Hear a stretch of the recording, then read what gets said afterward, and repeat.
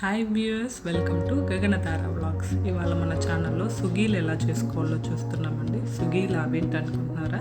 అవేనండి పూర్ణం బూరెలు. సో వీటి ప్రొసీజర్ చూద్దాం. సో ఫస్ట్ ఒక బౌల్లో ఒక కప్పు పచ్చనిపప్పు తీసుకొని 2 సార్లు బాగా వాష్ చేసుకోవాలండి. సో వాష్ చేసుకున్న తర్వాత దీంట్లో సరిపడినన్ని వాటర్ పోసి మూత పెట్టి 1 అవర్ పాటు సోక్ చేసుకోవాలి.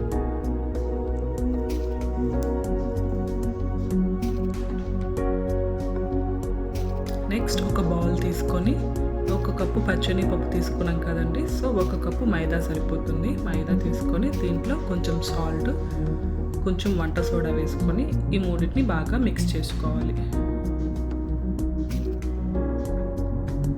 దీంట్లోనే కొంచెం కొంచెం వాటర్ పోస్తూ జారుడుగా కలుపుకోవాలండి.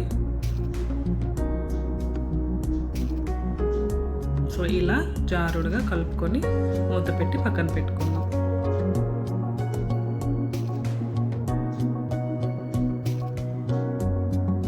1 అవర్ తర్వాత పప్పు అనేది బాగా నానిందండి. సో దీని మొత్తాన్ని ఒక బౌల్లోకి మార్చుకుందాం. దీంట్లోనే సరిపడినన్ని వాటర్ పోసుకోవాలి. అలాగే కొంచెం సాల్ట్ వేసుకోవాలండి. కొంచెం అంటే సరిపోతుంది. వేసుకొని మూత పెట్టి ఒక 15 to 20 మినిట్స్ ఉడకనివ్వాలండి. మీకు కావాలంటే దాంట్లోనే కొంచెం ఆయిల్ కూడా యాడ్ చేసుకోండి, పొంగకుండా ఉంటుంది. సో 15 to 20 మినిట్స్ తర్వాత పప్పు అనేది ఉడికిపోయిందండి. సో ఇలా అదిమితే అలానే మ్యాష్ అయిపోయేలాగా చూడండి ఉడికిపోయింది.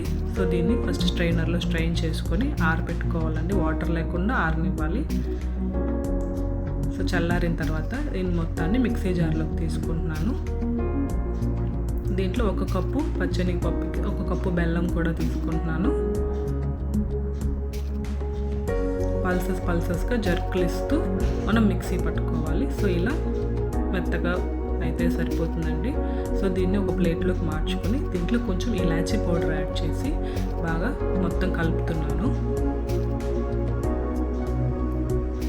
ఒకవేళ మీకు పిండి అనేది మరీ జారుడుగా వచ్చిందంటే మీరు ఏం చేస్తారంటే ఒక ప్యాన్లో కొంచెం గీ వేసుకొని ఏదైతే మీరు పిండి ఉందో ఆ పిండిని ప్యాన్లో వేసి కొంచెంసేపు కలుపుతూ ఉన్నారంటే కొంచెం గట్టి పడుతుందండి. అలా కూడా ట్రై చేయండి. సో ఇప్పుడు నేను పిండిని బాల్స్గా చుట్టుకొని పక్కన పెట్టుకున్నాను. కడాయి పెట్టుకొని ఆయిల్, డీప్ ఫ్రైకి సరిపడిన ఆయిల్ వేసుకున్నాను.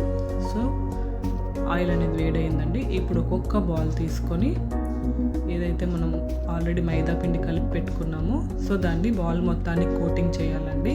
ఎక్కడ గ్యాప్ రాకుండా కోట్ చేసుకొని డీప్ ఫ్రైలో ఆయిల్లో వేసుకోవాలి.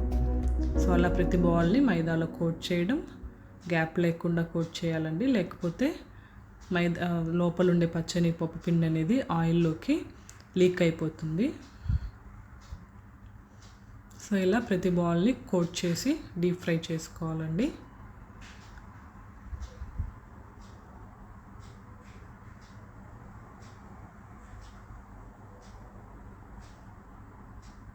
సో వేస్తూనే వెంటనే కలపకూడదండి. కొంచెం పిండి అనేది ఫ్రై అయిన తర్వాత మళ్ళీ టర్న్ చేసుకోవాలి.